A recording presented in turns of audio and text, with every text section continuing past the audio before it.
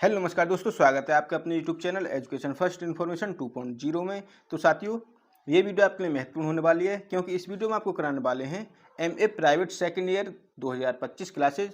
तो चलिए स्टार्ट करते हैं। पेपर कोड हो जाएगा आपका G371। क्या G371 आपका पेपर कोड हो जाएगा और बुक का नाम है वेस्टर्न पॉलिटिकल थॉट। क्या वेस्टर्न पॉलिटिकल थॉट बुक का नाम है। और साथियों, आपका जो फर्स्ट पेपर हुआ था उसमें ज़्यादा से ज़्यादा क्वेश्चन जो पूछे गए थे वो थ्योरी में से आए थे। तो अब हम इस मॉडल पेपर की पेपर कहाँ से आ रहा है उसको भी बताएंगे और पूरे मॉडल पेपर का निचोड़ इस वीडियो में कराने वाले हैं। पेपर सेकंड की पूरे मॉडल पेपर का निचोड़ जहाँ से क्वेश्चन बन सकते हैं इस वीडियो में हम कराएंगे। तो यदि आपको वीडियो पसंद आए तो प्लीज़ वीडियो को लाइक करके अपने फ्रेंडों को शेयर कर दें ताकि ऐसी वीडियो आपको मिलती रहे। तो चलिए देखते हैं। देख लो पूरे मॉडल पेपर का निचोड़, इससे बाहर कुछ नहीं। तो साथियों, मेरा कहने का मतलब ये है, जो थ्योरी में से क्वेश्चन बन सकते हैं उनको हमने सबसे पॉइंट अच्छे हैं, पॉइंट टू पॉइंट हमने इस पीडीएफ में लिए हैं। यदि आपको वीडियो पसंद आए तो देखते हैं, वीडियो को लाइक जरूर कर दें। क्वेश्चन है, पहला पॉइंट हो जाएगा आपका वेस्टर्न पॉलिटिकल थॉट, ये बुक का नाम है मैकियावेली। तो मैकियावेली से संबंधित जो भी क्वेश्चन बनेंगे उनको हम देखेंगे। हाँ, तो मैकियावेली का जीवन परिचय देखेंगे। मैकियावेली सर्वप्रथम आधुनिक विचारक हैं। डनिंग के शब्दों में यह प्रतिभा संपन्न फ्लोरेंसवादी वास्तविक अर्थों में अपने युग का शिशु था। गैटलिन के अनुसार मैकियावेली प्रथम आधुनिक राजदर्शन मैकियावेली प्रथम आधुनिक राजदर्शन के जनक थे। तो क्वेश्चन बनेगा का किस टाइप से क्वेश्चन इसका बन सकता है कि आधुनिक यानी प्रथम आधुनिक राजदर्शन के जनक कौन थे, तो इसका आंसर हो जाएगा मैकियावेली। तो इसी टाइप के क्वेश्चन बन रहे हैं। जिन्होंने राष्ट्रीय एकतंत्रीय धर्मनिरपेक्ष एवं पृथक राज्य का प्रतिपादन किया, वह प्रथम यथार्थवादी दार्शनिक भी थे। कौन? प्रथम यथार्थवादी दार्शनिक कौन थे? तो मैकियावेली। मैकियावेली प्रथम यथार्थवादी दार्शनिक भी थे जिन्होंने घोषित किया कि राज्य को अपने लिए अपनी सुरक्षा और लाभों के लिए उचित रूप से जीवित रहना चाहिए। तो आगे देखते हैं। मैकियावेली का जन्म इटली के फ्लोरेंस नगर में 1469 कहाँ 1469 ईस्वी में एक साधारण परिवार में हुआ। उनके पिता एक वकील और गणतंत्रवादी थे। तो क्वेश्चन आएगा कि मैकियावेली का जन्म कहाँ हुआ था और कब? तो इनका जन्म इटली के फ्लोरेंस नगर और 1469 ईस्वी में एक साधारण परिवार में हुआ। उनके पिता एक वकील और गणतंत्रवादी थे। शिक्षा प्राप्त करने के बाद मैकियावेली प्रशासनिक सेना में कार्यरत हो गए। अपनी योग्यता और बुद्धिमत्ता के बल पर वह शीघ्र ही उच्च पद पर पहुंच गए। वह अनेक राज्यों में राजदूत बनकर भी गए। 1512 ईस्वी के बाद उनका जीवन कष्टम हो गया और उन्हें अनेक दुख उठाने पड़े। 1527 ईस्वी में एक साधारण व्यक्ति के रूप में उनकी मृत्यु हो गई। तो मैकियावेली की मृत्यु 1527 ईस्वी में हो गई। तो इनकी कुछ रचनाएं हैं, इनकी कुछ पुस्तकें हैं, उनको देखते हैं। तो साथियों, यदि आपकी वीडियो पसंद आए तो वीडियो को लाइक करके अपने फ्रेंडों को शेयर जरूर कर दें ताकि ऐसी और वीडियो आपको मिलती रहें। तो देखते हैं रचनाएं। इनकी कुछ रचनाएं हैं। मैकियावेली ने अनेक पुस्तकें लिखी जिनमें से कुछ के नाम निम्नलिखित हैं। तो पहली है the prince, art of war, history of Florence, discourses on Livy, Mandragola. Mandragola. तो इनकी ये कुछ महत्वपूर्ण पुस्तकें हैं, तो आप इनको याद करके जाएं। ये मैकियावेली की रचनाएं हैं, पुस्तकें हैं। तो साथियों, इस तरीके से आपसे क्वेश्चन पूछे जाते हैं। जब हम ऑब्जेक्टिव देखते हैं तो केवल हम एक ही क्वेश्चन देख पाते हैं, लेकिन यहाँ आपको 5 क्वेश्चन क्लियर हो गए। इनमें से मैकियावेली की कोई भी पुस्तक पूछ ले जो प्रसिद्ध थी, आप इनमें से इनको याद कर लें। तो देखते हैं अगला पॉइंट।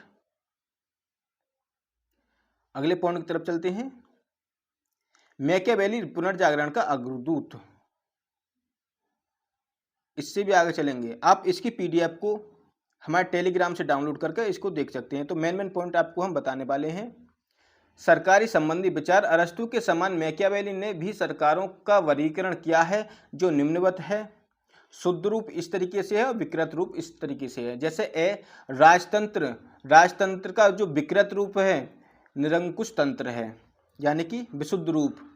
कुलीन तंत्र, वर्गतंत्र अथवा धनिक तंत्र से वैधानिक प्रजातंत्र, तो इसको लोकतंत्र कहेंगे। मैकियावेली पोलिबियस तथा सिसरो के समान मिश्रित सरकार को ही सर्वश्रेष्ठ मानते थे, परंतु अपने ग्रंथ द प्रिंस में उसने राजतंत्र को और डिस्कोर्सेज में गणतंत्र का समर्थन किया है। मैकियावेली गणतंत्र के समर्थन में निम्नलिखित तर्क देते हैं, तो वो तर्क कौन कौन से उनको भी देख लेते हैं। पहला है, गणतंत्र में स्थायित्व अधिक होता है। गणतंत्र एक तंत्र से कम भ्रष्ट होता है, यानी गणतंत्र एक तंत्र से कम भ्रष्ट होता है। जनता का निर्णय ईश्वर का निर्णय होता है, अर्थात मैकियावेली के अनुसार जनता राजा से अधिक समझदार होती है। गणतंत्र के प्रति लोगों में अधिक श्रद्धा होती है। राजनीति और वैधानिक संस्थाएं गणतंत्र राज्यों में ही अधिक सफल होती हैं। संधियों के क्रियान्वयन के लिए गणतंत्र अधिक उपयोगी रहता है। गणतंत्र में सभी लोगों को समान संचालन में भाग लेने का अवसर प्राप्त होता है। मैकियावेली ने गणतंत्र के निम्नलिखित दोषों का भी उल्लेख किया है। संकट काल में गणतंत्र सरकार की अपेक्षा राजतंत्रात्मक सरकार अधिक सफल रहती है। गणतंत्र में उच्च पदाधिकारी भ्रष्टाचारी और अन्यायी हो जाते हैं। ऐसे अधिकारियों के लिए मैकियावेली दंड की व्यवस्था की बात करते हैं। मैकियावेली गणतंत्र का तीसरा दोष दलबंदी को बताते हैं। तो क्वेश्चन बनेगा कि मैकियावेली के अनुसार गणतंत्र का जो दोष बताते हैं, यानी कि मैकियावेली गणतंत्र का तीसरा दोष किसको बताते हैं, तो मैकियावेली दलबंदी को गणतंत्र का तीसरा दोष बताते हैं। इस तरीके से आपसे क्वेश्चन बन सकता है। आगे देखते हैं।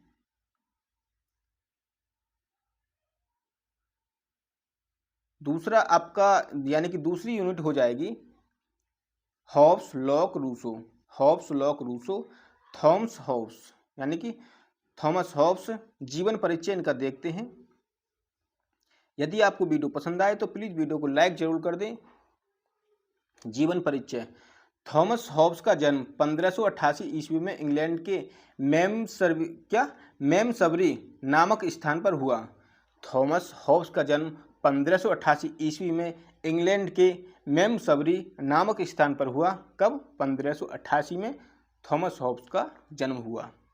उसका पिता एक पादरी था। तो क्वेश्चन बनेगा कि थॉमस के पिता क्या पादरी थे या मुस्लिम थे या फिर कोई अन्य थे, इस तरीके से कुछ क्वेश्चन बन सकता है। तो आप इसको याद कर लें कि थॉमस हॉब्स के पिता पादरी थे। अल्प आयु में ही हॉब्स ने कुछ ग्रीक और लैटिन ग्रंथों का अंग्रेजी में अनुवाद कर डाला था। शिक्षा ग्रहण करने के बाद हॉब्स ने यूरोप का भ्रमण किया। 1640 ईस्वी में जब इंग्लैंड में राजा और संसद के मध्य संघर्ष प्रारंभ हुआ तो उसने राजा की निरंकुश सत्ता का समर्थन किया। परिणाम स्वरूप उसे अपनी जान बचाने के लिए फ्रांस भागना पड़ा। इसके बाद वह 11 वर्ष तक पेरिस और हॉलैंड में रहा। 1660 ईस्वी में जब इंग्लैंड में चार्ल्स द्वितीय गद्दी पर बैठा तब हॉब्स इंग्लैंड लौट आया। 92 वर्ष की आयु में 1679 ईस्वी में हॉब्स की मृत्यु हुई। तो क्वेश्चन बनेगा कि हॉब्स की मृत्यु कब हुई और किस वर्ष में हुई।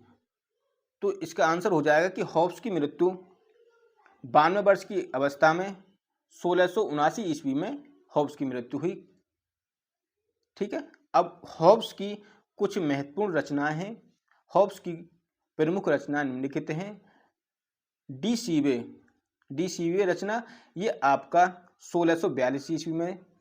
लेवियाथन प्रकाशन इसका हुआ था 1651 ईस्वी में। डी कॉर्पोरे इसका प्रकाशन 1655 ईस्वी में हुआ। डी होमनी इसका प्रकाशन 1659 ईस्वी में हुआ। उसकी रचनाओं में सर्वाधिक महत्वपूर्ण एवं प्रसिद्ध ग्रंथ लेवियाथन है। इसमें सबसे राज्य की उत्पत्ति यानी इसमें उसने राज्य की उत्पत्ति के संविधान यानी कि संविदा, सॉरी साथियों, इसमें है कि लेवियाथन है, इसमें उसने राज्य की उत्पत्ति के संविदा सिद्धांत की व्याख्या की है। तो आगे देखते हैं। यदि आपको साथियों वीडियो पसंद आए तो वीडियो को लाइक जरूर कर दें। हॉब्स संप्रभुता का प्रथम वास्तविक प्रस्तुतकर्ता। हॉब्स का वैज्ञानिक भौतिकवाद। हॉब्स का संपूर्ण राजदर्शन वैज्ञानिक सिद्धांतों पर आधारित है। इस संबंध में सेवाइन का अर्थ है वस्तुतः हॉब्स उन महान दार्शनिकों में प्रथम है जिन्होंने, ठीक है, इसके बाद आप देख लें इसकी पीडीएफ को। आगे देखते हैं।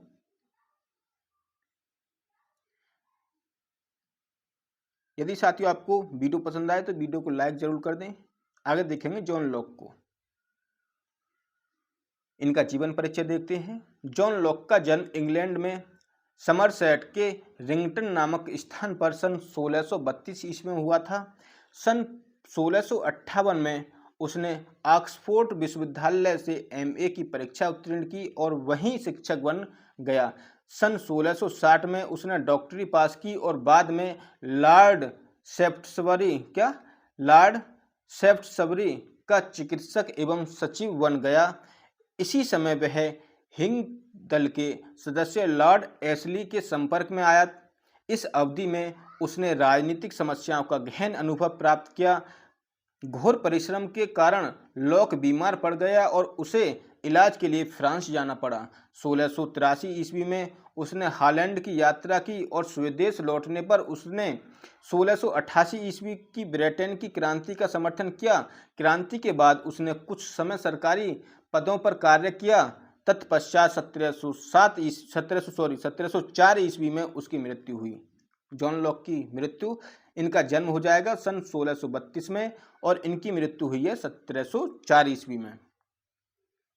आगे देखते हैं। इनकी प्रमुख रचनाएं हैं। लॉक ने अपने जीवन काल में लगभग 30 ग्रंथों की रचना की, जिनमें से कुछ प्रमुख निम्नलिखित हैं। तो देखते हैं। पहला, सहिष्णुता पर पत्र, सहिष्णुता पर पहला पत्र, सहिष्णुता पर दूसरा पत्र, शासन पर 2 निबंध, मनुष्य स्वभाव के संबंध में निबंध, सहिष्णुता पर तीसरा पत्र, कैरोलिना का मौलिक संविधान, कैरोलिना का मौलिक संविधान, ये इनकी कुछ प्रमुख रचनाएं हैं। तो आप इनको 100% याद करके जाएं, क्योंकि क्वेश्चन आजकल यहीं से बन रहे हैं। मैं नहीं चाहता कि आपका पेपर खराब जाए और आप थ्योरी जरूर पढ़ के जाया करें। और इसकी पीडीएफ को आप हमारे टेलीग्राम से पढ़ लें और वीडियो को 1-2 बार रिवीजन जरूर करके जाएं। पेपर देने से पहले 100% इसको देख कर जाएँ। इसमें से यदि क्वेश्चन नहीं बने तब बताना मुझको। आगे देखते हैं। जीन जैक्स रूसो, जीवन परिचय रूसो को देखते हैं। रूसो का जन्म 1712 ईस्वी में जेनेवा के एक घड़ीसाज के घर में हुआ था। घड़ीसाज के घर में हुआ था।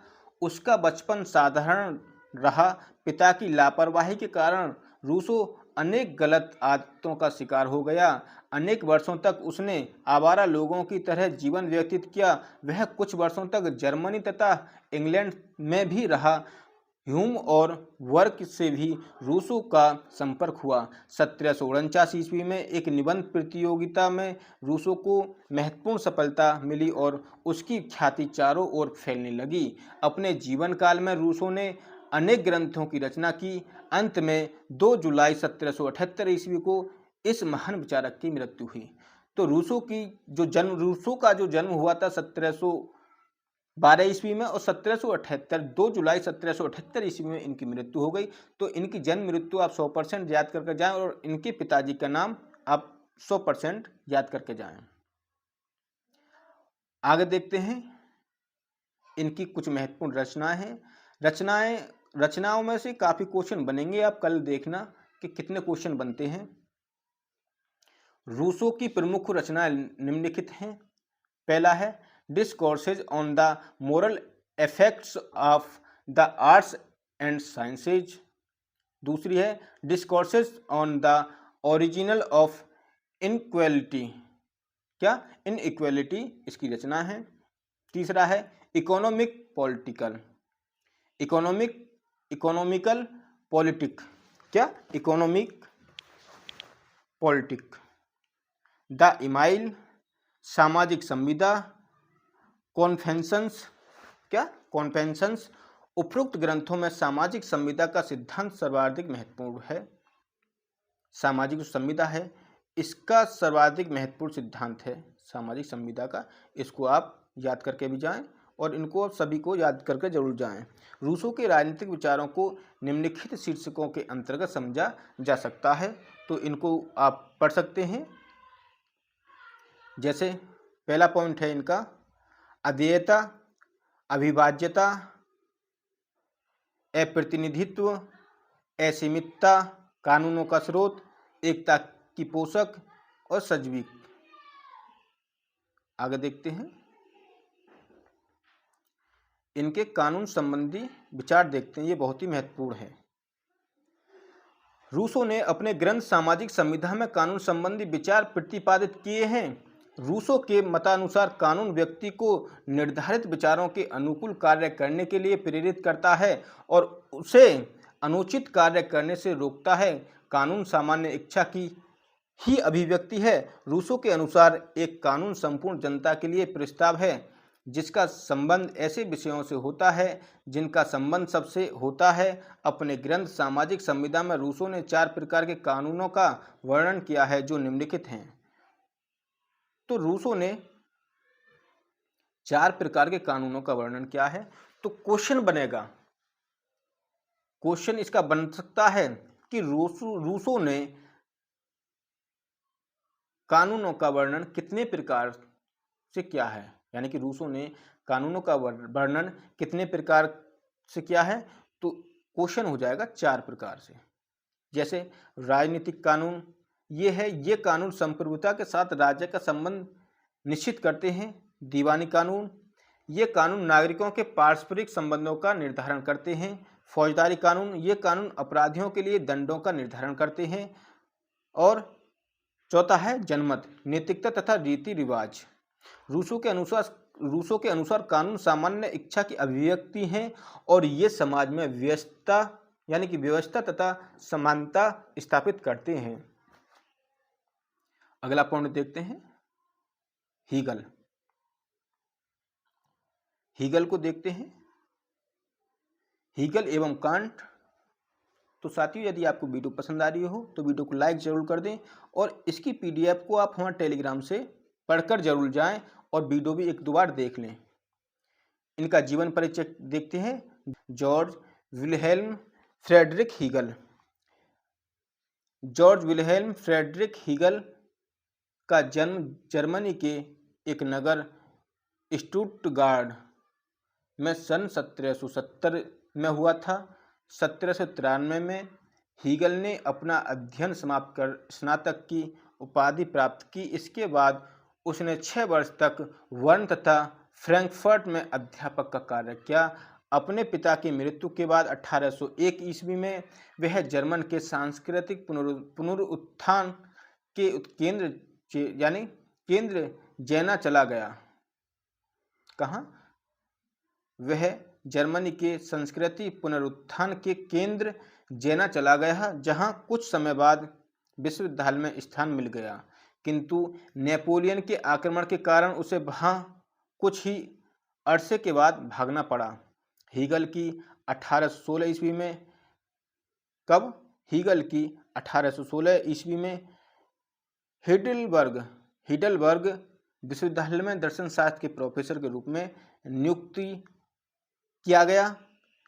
बाद में उसकी नियुक्ति बर्लिन विश्वविद्यालय में दर्शन शास्त्र के प्रोफेसर के रूप में हुई। हीगल के कुछ प्रमुख ग्रंथ हैं, जैसे philosophy of law, philosophy of right, philosophy of history, science of logic, the phenomenology of spirit. 5वां है encyclopaedia of the philosophical science. 6ठा है कॉन्स्टिट्यूशन ऑफ जर्मनी। तो ये इनके ग्रंथ हैं। अगला पॉइंट देखते हैं इमैनुअल कांट। इनका जीवन परिचय देखते हैं। आधुनिक आदर्शवादी विचारधारा के पिता के रूप में माने जाने वाले महान दार्शनिक इमैनुअल कांट का जन्म पूर्वी जर्मनी के कनिंग्सबर्ग नामक नगर में सन 1724 ईस्वी में हुआ था। उसका पिता घोड़ों की काठियाँ और जीने बनाने वाला निर्धन परिवार यानी निर्धन कारीगर था और माता अत्यधिक धर्मनिष्ठ महिला थी। उसका बचपन अपने 10 भाई बहनों के साथ निर्धनता में व्यतीत हुआ। कांट का पालन पोषण धार्मिक कर्मकांड के कठोर पालन पर अत्यधिक बल देने वाले वातावरण में हुआ। ऐसा कहा जाता है कि कांट को अपनी माता से खाने के लिए उत्तम अन्न का यानी कि माता से खाने के लिए उत्तम अन्न कम मिलता था, किंतु धार्मिक उपदेश प्रचुर मात्रा में मिलते थे। उसे शिक्षा पाने के लिए एक धार्मिक विद्यालय यानी कि एक धार्मिक विद्यालय में भेजा गया। शिक्षा पाने के लिए एक धार्मिक विद्यालय में भेजा गया, जहां बौद्धिक शिक्षा के स्थान पर नैतिक शिक्षा पर अधिक बल दिया जाता था। इस विद्यालय का आचार्य कहा करता था कि मैं 100 विद्वान उत्पन्न करने के बजाय एक धार्मिक पुरुष का निर्माण करना अधिक अच्छा समझता हूँ। यानी कि मैं 100 विद्वान उत्पन्न करने के बजाय एक धार्मिक पुरुष का निर्माण करना अच्छा समझता हूँ। प्रारंभिक शिक्षा पूरी करने के बाद उसने कनिंग्सबर्ग विश्वविद्यालय में प्रवेश लिया, जहाँ उसे निर्धनता और अभावों से संघर्ष करते हुए अध्ययन की निरंतरता को बचाए रखना पड़ा। अपना पेट भरने तथा फीस देने के लिए उसे ट्यूशन करने के लिए विवश होना पड़ा। विश्वविद्यालय में उसे धर्मशास्त्र के बजाय दर्शन, प्राकृतिक विज्ञान और गणित के अध्ययन में विशेष रुचि दिखलाई। गणित शास्त्र के अध्ययन ने उसकी परवर्ती विचारधारा पर गहरा प्रभाव डाला। इसी अध्ययन के आधार पर उसने अनुभव निरपेक्ष परम सत्य की सत्ता सिद्ध की। सन 1755 ईस्वी में उसने कनिंग्सबर्ग विश्वविद्यालय में अग्नि पर लैटिन में लिखा हुआ अपना शोध निबंध प्रस्तुत करके 33 वर्ष की आयु में डॉक्टरेट की उपाधि हासिल कर लेने के बावजूद भी सन 1770 तक उसे प्रोफेसर बनने के लिए इंतजार करना पड़ा। वैसे उसे दूसरे विश्वविद्यालयों से प्रोफेसर का पद ग्रहण करने हेतु कई निमंत्रण मिले, परंतु उसे अपने विश्वविद्यालय से और इस शहर के वातावरण से इतना अधिक मोह था कि वह 15 वर्ष तक उस पद की प्राप्ति के लिए प्रतीक्षा करता रहा, जो बहुत समय पहले ही उसे प्राप्त हो जाना चाहिए था। सन 1770 में 46 वर्ष की अवस्था में वह कनिंग्सबर्ग विश्वविद्यालय में तर्कशास्त्र तथा अध्यात्म शास्त्र का प्रोफेसर नियुक्त रहा। सन 1804 में अपनी मृत्यु तक वह यहीं अध्ययन, अध्यापन और लेखन कार्य करता रहा। 1804 ईस्वी में इनकी मृत्यु हो गई। आगे देखते हैं कांट की कुछ प्रमुख रचनाएं हैं, उनको देखेंगे। कांट की रचनाएं। कांट एक सफल शिक्षक होने के साथ साथ महान लेखक भी था। उसने 2 क्षेत्रों में लेखन कार्य किया, वैज्ञानिक और दार्शनिक क्षेत्र। उसकी वैज्ञानिक रचनाएं लोकप्रियता प्राप्त नहीं कर सकी और विस्मृति के गर्भ में विलीन हो गईं, किंतु उसकी दार्शनिक रचनाएं आज भी सम्मान के साथ पढ़ी जाती हैं। जो वे महान रचनाएं जिनके कारण उसे लोकप्रियता मिलती है निम्नलिखित हैं। तो पहला है शुद्ध बुद्धि मीमांसा। शुद्ध बुद्धि मीमांसा, व्यवहारिक बुद्धि मीमांसा, निर्णय मीमांसा, शाश्वत शांति। क्या? शाश्वत शांति। ये इनकी रचनाएं हैं महत्वपूर्ण। आगे देखते हैं। चौथा पॉइंट है मार्क्स, ग्राम्स्की और हाना आरेंट। मार्क्स, ग्राम्स्की, हाना आरेंट। तो कार्ल मार्क्स को देखते हैं। कार्ल मार्क्स का जन्म 5 मई 1818 ईस्वी को पश्चिमी जर्मनी के राइनिस क्षेत्र के ट्रीर नगर में हुआ। इनके पिता एक साधारण आय वाले मध्यवर्गीय वकील थे। इनकी माता तथा पिता यहूदी यानी रब्बी पुरोहित वंश के थे। पिता हेनरिक मार्क्स राइनलैंड से तथा माता हेनरिटा मार्क्स हाईलैंड से थी। इनके पिता प्रारंभ में यहूदी थे, परंतु बाद में 1824 ईस्वी में उन्होंने ईसाई धर्म ग्रहण कर लिया। बचपन से ही कार्ल मार्क्स एक होनहार तथा विवेकशील बालक था। 1835 ईस्वी में यानी 1835 ईस्वी तक मार्क्स की शिक्षा ट्रीर में ही ट्रीट जिम्नेजियम यानी का ट्रीटेड जिम्नेजियम में हुई। 17 वर्ष की आयु में युवा मार्क्स अपने माता पिता की सलाह से बोन विश्वविद्यालय, कौन सा? बोन विश्वविद्यालय कानून शास्त्र विभाग कानून की शिक्षा प्राप्त करने के लिए भर्ती हुए, परंतु 1836 ईस्वी में बोन विश्वविद्यालय छोड़कर बर्लिन विश्वविद्यालय में आ गए। विश्वविद्यालय के परिवर्तन के पीछे विशेष कारण केवल यही था कि वह विश्वविद्यालय जर्मनी का प्रख्यात विद्या केंद्र समझा जाता था। यहाँ युवा मार्क्स के जीवन में एक निर्णायक मोड़ आया। मार्क्स ने जब बर्लिन विश्वविद्यालय में प्रवेश लिया तो यद्यपि हीगल 5 वर्ष पूर्व ही मर गया। आगे देखते हैं मार्क्स की प्रमुख ग्रंथ अथवा कृतियां। पहला है द पॉवर्टी ऑफ फिलॉसफी 1847 में, द कम्युनिस्ट मैनिफेस्टो 1848 में। अगला देखेंगे इसका एक contribution to the critique of politics economic 1859 में। अगला पॉइंट है इनका इनऑग्रल यानी कि inaugural address of the international working men's association 1864 में। मूल्य कीमत और लाभ 1865 में। दास कैपिटल प्रथम खंड 1867 में। फ्रांस में गृह युद्ध 1870 ईस्वी। तो ये इनकी प्रमुख रचनाएं हैं। एंटोनियो ग्राम्स्की को देखते हैं। एंटोनियो ग्राम्स्की तो जीवन परिचय इनका अंग्रेजी इतिहासकार एरियर हाब्सबाम का कहना है कि एंटोनियो ग्राम्स्की 20वीं शताब्दी का महानतम मूल मार्क्सवादी चिंतक है। एंटोनियो ग्राम्स्की का जन्म 1891 ईस्वी में इटली के सार्डिनिया क्षेत्र में एक मध्यवर्गीय परिवार में हुआ था। ठीक, और रूस की 1907 ईस्वी की क्रांति ने उसे मार्क्सवादी बनने के लिए प्रेरित किया। 1921 ईस्वी में उसने कुछ और लोगों के साथ मिलकर इटालियन कम्युनिस्ट पार्टी का गठन किया। किसका? इटालियन कम्युनिस्ट पार्टी का गठन किया।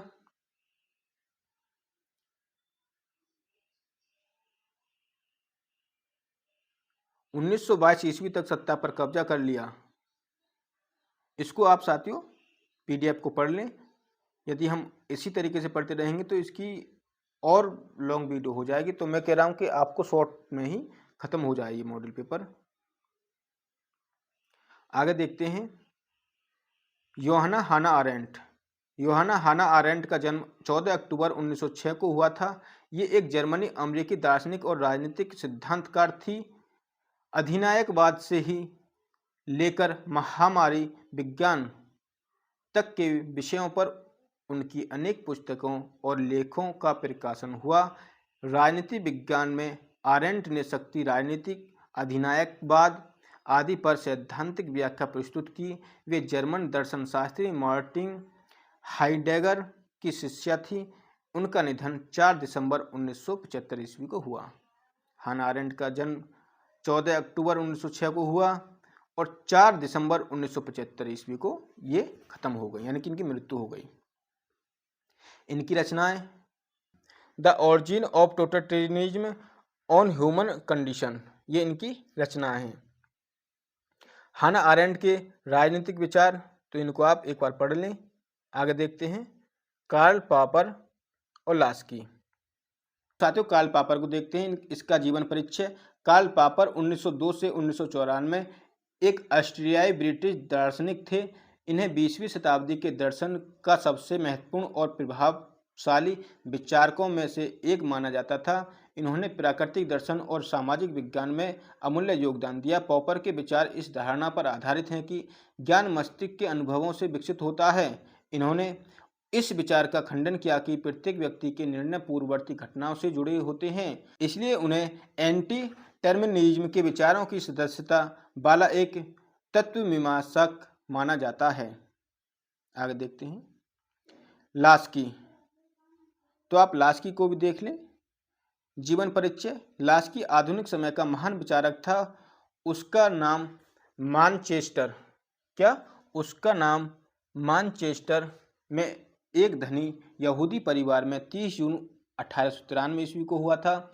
उसने ग्रामर स्कूल, न्यू कॉलेज तथा ऑक्सफोर्ड विश्वविद्यालय में शिक्षा पाई थी। उसने 1904 ईस्वी में ऑक्सफोर्ड से इतिहास में प्रथम श्रेणी की उपाधि प्राप्त की और इसी वर्ष उसकी कनाडा के मैकगिल विश्वविद्यालय में इतिहास के प्राध्यापक पद पर नियुक्त हो गई। 1915 में उसने अमेरिका के हार्वर्ड विश्वविद्यालय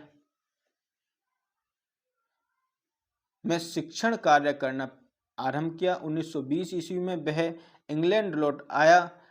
कुछ समय तक वह लंदन स्कूल ऑफ इकोनॉमिक्स में प्रोफेसर रहा। तत्पश्चात वह लंदन विश्वविद्यालय में राजनीति शास्त्र का प्रोफेसर बन गया। इस पद पर वह जीवन पर्यंत संघर्ष करता रहा। अगला पॉइंट, एक शिक्षक व्याख्याता तथा राजनीतिक विचारक के रूप में लास्की ने अपूर्व ख्याति अर्जित की। वह अनेक वर्षों तक ब्रिटिश लेबर पार्टी की कार्यकारिणी समिति का सदस्य रहा। किसका? ब्रिटिश ऑफ लेबर पार्टी का सदस्य रहा। 1945 में वह सत्तारूढ़ लेबर पार्टी का अध्यक्ष बना। उसने अपने देश की राजनीति में सक्रिय भाग भी लिया। तो आगे देखते हैं, इनकी कुछ महत्वपूर्ण रचनाएं हैं, उनको देखेंगे। लास्की की प्रमुख यानी कि कृतियां एवं रचनाएं, तो देखते हैं इसको। यदि आपको वीडियो पसंद आए तो प्लीज़ वीडियो को लाइक करके शेयर जरूर कर दें। पहली रचना है इसकी studies on the problem of sovereignty 1917, authority in the modern state 1918, political thought for Locke to Bentham 1920, foundations of sovereignty 1920, Karl Marx 1921, a grammar of politics 1925, communism 1927, liberty in the modern state 1930, the danger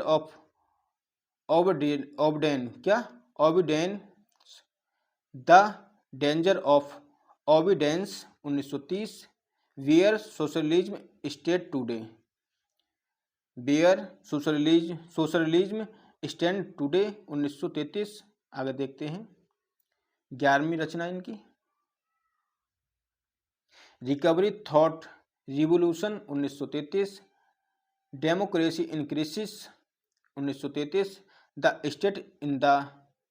state in theory and practice 1934, 14वां the rise of European liberalism 1936, parliamentary government in England 1938, what I believe 1940, the American presidency 1940, faith reason and civilisation 1943, the American democracy 1948, the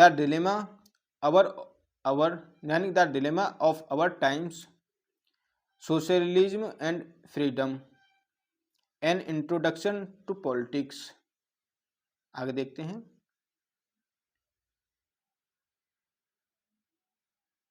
studies in law and politics, 24वां the socialism traditions in French revolution and reflection on the revolution of our times. प्रमुख विचार Laski के प्रमुख राजनीतिक विचारों की निम्नलिखित शीर्षकों के अंतर्गत विवेचना की जाती है। तो आप इसको एक बार हमारे टेलीग्राम से स्क्रीनशॉट लेकर या इसी वीडियो से स्क्रीनशॉट लेकर पढ़ लें और इनको एक बार लिख कर जरूर देख लें ताकि अच्छे से आपको याद हो जाए। अगला पॉइंट देखते हैं R.H. Tawney, Friedrich Hayek. तो R.H. टोनी को देखते हैं। जीवन परिचय R.H. Tawney, Richard Henry Tawney R.H. Tawney, Henry Richard Tawney एक अंग्रेजी आर्थिक इतिहासकार थे। वे सामाजिक आलोचक, नैतिक समाजवाद, क्रिश्चियन समाजवाद एवं प्रौढ़ शिक्षा के लिए प्रसिद्ध हैं। टोनी का जन्म 30 नवंबर 1880 ईस्वी को कलकत्ता यानी कोलकाता में हुआ। टोनी संस्कृत के विद्वान चार्ल्स हेनरी टोनी के पुत्र थे। भी विद्यालय में संपन्न हुई। इनकी नागरिकता इंग्लैंड की थी। इन्होंने इन्हें वेलियल कॉलेज ऑक्सफोर्ड में आधुनिक इतिहास में उच्च शिक्षा प्राप्त की। और फ्रेडरिक हायक, इनका जीवन परिचय देखते हैं। फ्रेडरिक हायक का जन्म 8 मई 1899 ईस्वी को हुआ था। हायक एक ब्रिटिश अर्थशास्त्री थे। इनका जन्म ऑस्ट्रिया में हुआ था। सन 1974 ईस्वी में अर्थशास्त्र का नोबेल पुरस्कार प्रदान किया गया था। वास्तव में हायक ऑस्ट्रियाई अर्थशास्त्री थे। वह सन 1938 में ब्रिटिश नागरिक बने थे। कौन? Friedrich Hayek.